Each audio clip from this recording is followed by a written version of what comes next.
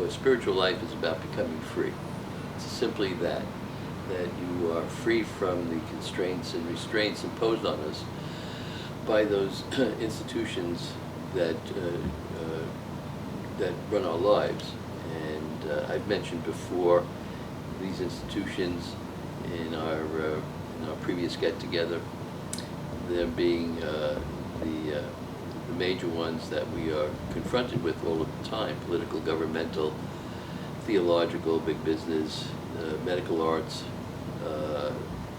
the natural sciences or physical sciences, the media, and the conventional educational system.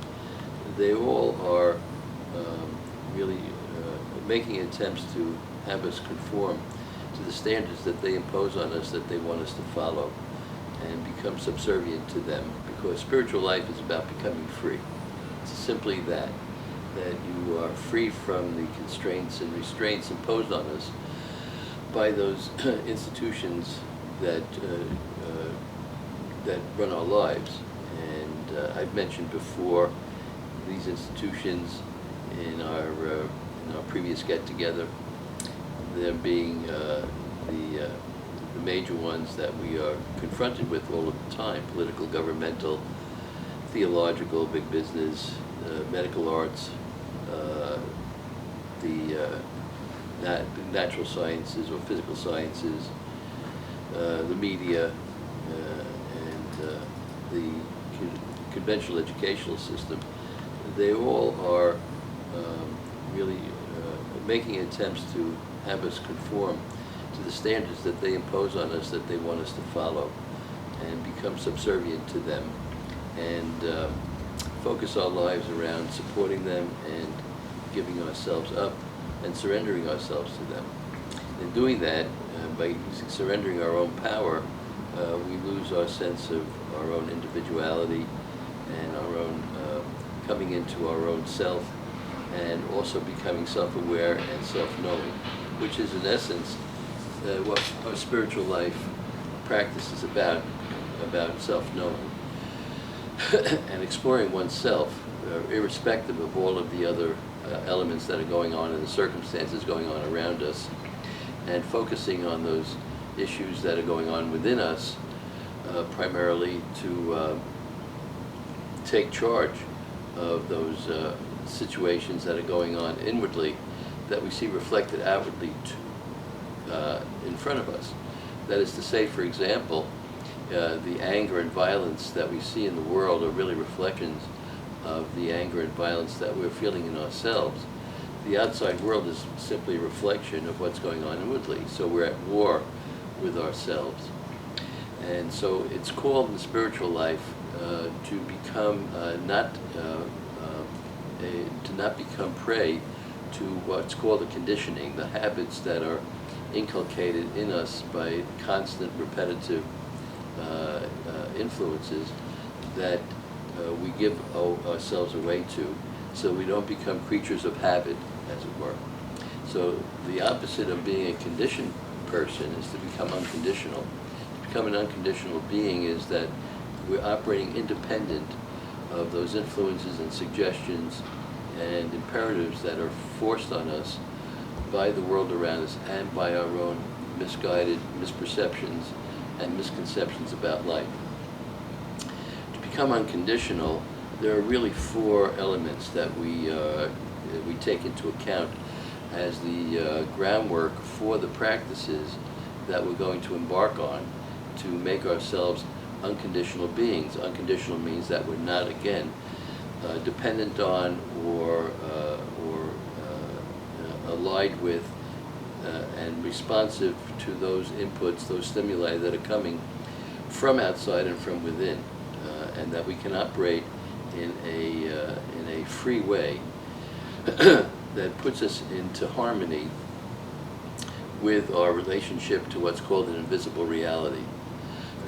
So, as opposite of a material worldview, we're talking about a spiritual worldview in which our spiritual life is connected to an invisible reality or transcendent reality, or a what's called a divine reality, or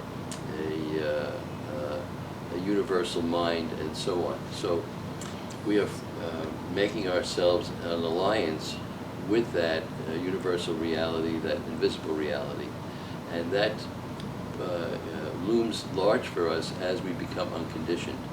And unconditional life has 4 essential elements that are incorporated into it to become that way. One is unconditional behavior, unconditional action, which is called faith. So faith is a directed action without knowing the source, not knowing the outcome, the goal, the objective of your action. And so it's a work based on taking a step in the moment that confronts you without regard for where it's going. So as it's said in the Gospel of John, the Spirit blows and you hear its call, but you don't know from where it's coming. That is, you're not regarding where it's arisen from, the past, or where it's going, that is the future. And so it is with people born of the Spirit. So it's all spiritual practice, no matter where you take it up in the world, regardless of being east, west, or wherever you happen to feel connected to. It's always a faith-based work without being regarding the outcome or the result, the step that you take. So that's unconditional action. And then there's unconditional thought, which is called intuition. And intuition is, again, based on being free of focusing yourself on outcomes, on conclusions, on where your thinking process leads you, on logic as a primary way of thinking. So it's being unconditional is that you are detached from the result of your thought, looking for endpoints or conclusions, and focusing more on what is there in front of you by evidence of your senses, and not having to make any further inferences about the experiences that are surrounding you. That's connected with the cardinal way of thinking that is necessary to undertake for spiritual development in the West, which is called thinking by analogy. Analogy, logic that's parallel to formal logic, analogic. It's an internal logic that doesn't see us coming to a focused conclusion about something, but seeing the relationships or the correlations or the correspondences between things. And so that thinking by analogy is to see ourselves in a way in wholeness. For example, if I hold my left hand up to the mirror, what I'm going to get back is my right hand. So I'm going to see points of similarity and points of dissimilarity. But in doing that, I'm going to see the wholeness of handedness. So the quality of the experience is going to reflect itself in the physicality that is available to me by dint of being a physical being here in a time-space world. So I will know the quality by the quantity that I see in relationship to each other. To see in relationship is to think by analogy, and merely seeing that gives me a sense of wholeness. And so analogy means points of similarity and points of dissimilarity. So the intuitive thinking is based in this kind of thinking process, and there's an instinctual process, a sensory process that goes along with it, which is again called concentration without effort, meaning that I'm focusing in the moment. I'm here in the moment of now, and I'm not concerned with fulfillment of that sensory experience. I have desires, I have yearnings, I have wishes. They come, and they come bubbling up, but instead of trying to fulfill it and glom and get and accumulate and acquire for myself, which is in essence the basis of material philosophy, I do the reverse. I let them come, but I stop myself. I have what's called disinterested instinct. I don't go on and want to fulfill it. I let it emerge. I stay with it but I don't seek to bring it to an end point, and I just let it wash over me, and I stay away from that accumulative desire which attaches me to this material life, and then has its own complications therein. So I have, but I become unconditioned that way. So I have unconditioned thought, I have unconditioned action, I have unconditioned feeling, and the unconditioned feeling is called love. And love is, interestingly, is a paradoxical kind of experience where we merge ourselves with the other. The two becomes one, and we become one in a fullness of experience with each other, in which we understand what the other is going through, and we become one with that being. But we do it, interestingly, not by hovering over or by smothering, by coming too close and not permitting and providing a space for the other to be who and what they are, and to perform in the way that's natural to them, and to allow themselves their own fulfillment.